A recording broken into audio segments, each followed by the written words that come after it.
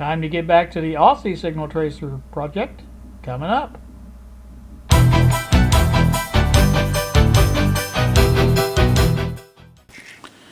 Alright, I'm back again. It's 12:36 now in the afternoon on this Monday. I've been working on the Aussie signal tracer, trying to catch up with Bob. What I got here is these up here, these C7, C11 here, C10 is in the middle of there, and C5 is right there. Now I changed them around the orientation from the layout because, for one thing, that's the way they're actually laid out on the schematic. So I put that in. Also put in R4, I think this is here. I can't make out the thing. No, it ain't R4. Let me see if I can find out what it is. R1. Yep, R1 right there. So we'll put that in there, and I also done some wiring on the bottom, trying to get these lined up as far as where they got to go and things like that. All this is pretty good here. So now I've gotten pretty much all this section on this side. I have, that's it, just everything from here over is done, and I still need all this stuff here, and of course these over here. Now that's not too many really left to go. I've got most of them in there, so probably work on this next. Now this has to go up through here, through the diode, and on up to the LM318, pin number 6, I believe. 1, 2, 3, 4, 5, yeah, 6. And that joins that over here to R8, looks like. And R9. And joins here. And there's a couple more resistors down here, a couple capacitors to go, and I think that's going to wrap that up. So I'll be just about ready for my switches when I get here. So that's a good thing. Alright, let me get back to it, and I'll do a little bit more work and bring you back again when I have an update. Stay tuned. I'm back once again at YouTube. It's 1:57 now in the afternoon. I got a few more items done here. Let me see if I can point out what I got here. This is, I believe this is R8, and this is R9 right here. I don't know if I showed you the diode and the R10 and capacitor C6 across it, and they tie into the 100K up here, which is R7, I believe. I think it was it. Yeah, well, it's actually 10K. Yeah, R7. Yeah, that's it. Like I say, that's them. On the underneath side, I've got a lot more done here too. I've got this running over from, let's see, R8 I think is what it was. I don't remember now. But anyway, I've got that running over to pin pin 6 of the LM318, and that's there. So got that done. Right, so anyway, that's all tied in. In other words, all this stuff here, this is tied in. Yeah, that's R8, that's the other one. R8 is in, R9's in, this is in, joining the diode here, R7 and D1 to pin 6, and that all goes off of that also. So yeah, that's all done, and I think that's about it. Of course, like I said, these two here are done. All this, all the ground loop here is tied in up to, I think, here, maybe down a little further, but like I say, that's there. Now the next thing I've got to do, I've got this running here to this point here on tying that in together. I think I've left enough here to where I can come down to the switch point. And, well, no, actually, I broke that off, and I'm going to have to put in another wire there, but that's no problem. I've been putting in little hooks at the end of these things and hooks on the other end. That way they stay together a little bit better and they solder better. So that's that. So I need to mark these off. Yeah, those are in. Now, like I say, that just leaves actually 3 more items. Whoops, I didn't mark off R13. Why did I mark off R13? I did that a long time ago. I better mark that off. It might be because I don't have that in, or did I put that in? I can't remember. I don't think I did. Yeah, I think this is up here on R13. I think that line there is not in. That's why I didn't mark that off. So I'm going to leave that like it is. But other than that, I've got 1, 2, 3, 4 items to do. And I think that's it. But it's break time. Like I said, it's 2 o'clock now. And I'm going to take a little break. Rest my aching butt from sitting on this uncomfortable chair. And you guys have a pleasant afternoon.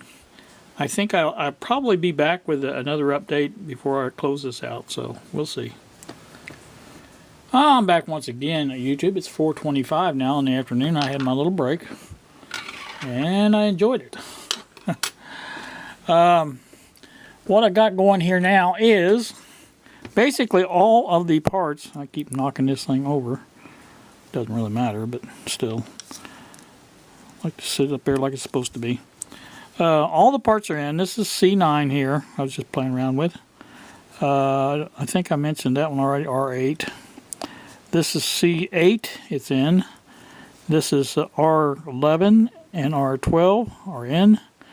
So that's basically everything on the board.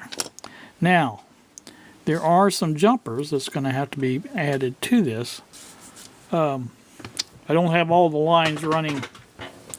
A good example is this one here. Runs around over here back to pin 1. Now I'm thinking very seriously of running that on here and just coming up through here, because there's nothing in here and there's nothing here. So thinking about just coming right underneath the board and coming straight into that. And I think I can do that with no problem. Now, the biggest jumper I got to run is the one that comes from the ground over here on L318 and comes all the way over here to the ground on LM386, which is 2 and 4, and then goes out to the ground here. So, and I haven't even got this all the way run up yet, but, you know, I can do that, no problem. That's an easy thing to do. So, and I have yet to do the run up here of the positive rail. I've got it to run in here somewhere, and I've got to run all the way over to here, and then it's got to have 2 branches that go to both the RF and in other words, on this is your on and off switch here. When it's switched to audio, it's on. Switched to RF, it's on. But when it's in the middle position, it's off. So that's what that is. And it also controls S2, this one, which is also audio and RF. Again, same thing. Middle is off. Audio is one way and RF is the other way. So I've got to make sure. That's another thing on these. Just trying to, you know, come up with a good way of remembering which is which. When I do these switches, by the way, I did get my switches in. But when I do these switches, I need to remember, like, if this is going to be audio on this one, and I'm going to put an A on this and an R on that end, so I'll know, and that way it'll be easier. And the same way with the other switch, which controls the low, medium, and high. These here. So your middle position is low. This position here is medium, and this position over here is high. So I'll have to put M and H on that one, so I'll know, you know, so I can keep them straight on this one and that one there. So that's what I got to do. That's going to be later on, because obviously I've got to get all the rest of this wiring done. But all the parts are on now, and it seems like it's working pretty good as far as how it looks. You know, I'm happy with that. But like I say, I've got to get all these jumpers run. And I've been trying to make my, I don't know if you can see that very well, but I've been trying to make little hook leads there for where the switches go. That way I'll just poke the wire for the switch in, tinned of course, and then solder it on, and it should just about do it. But everything seems to be going pretty good. This has to be run around up to here. I think it goes about in here somewhere where the negative voltage comes in. It's on pin, or on number 8 looks like. So come down up to number 8 right here. That's where it's going to go to. And your positive on this side. So the positive got to come out here yet too. I've got to come out and, like I said, work that around with the wire like I wanted to do. But that's going to be done. And like I said, the next thing I think I'm going to work on is getting the this one in here, this number 1 pin. And I think that's going to be the next one. I had it running this way underneath the chip, but I'm going to have to run a jumper for this ground wire anyway, so that's not going to be there. And so, you know, that'd be the best way to do it, I think. Anyway, that's the way it looks like to me. So, alright, that's a good enough update. I think I'm going to cut this off here because I think I'm getting too long. But what I'm going to do is probably finish this up this evening as far as getting it all wired up. I don't know that I'll get my switches on, but I'd like to. And really would like to have this mounted in something. I keep looking at these boxes here. And I don't know if this is the same one Bob's talking about, but they're plenty big enough. I know that. And like I said, I think I could put a speaker in that pretty easy. Oops, missed the hole. So those fit in there like that. Now that, I don't think that the top's going to fit on though. In fact, I almost know for sure it's not. But it comes close. Close won't win any awards, will it? You know, I can do it other ways. It's not the only way I can do it. But like I said, that's just one of the things I'm thinking about. So whatever I decide to do, it'd be easy enough to do. I think I could probably mount it like this. You know, put some standoffs in the bottom, something like that. You know, there's just a certain way, or a lot of different ways I can mount it. I could even do this on the top, I believe, which is the way I want to do the other one when it comes in, is basically mount it on the top here. And see, that wouldn't have went in between there anyway. I can cut out a groove though for that if I need to. And anyway, then I'll have all my switches and everything can be wired in. And you know, once they're wired in, then you don't have to, when you take the top off, everything comes off with that. And like I say, the speaker can be up here. I think I got a small enough speaker that I'm not showing you. The speaker can go up here. I think I've got a small enough speaker that, and I can get these off. I don't know if that'll go. My gosh, that'll fit that. So there you go. There's one way I could do it. I could remove them and then put the speaker in there. There's a lot of different ways I can do this, and I'm gonna just start thinking about it. But I got to start thinking about it sooner or later, because it's just going to be time to do something.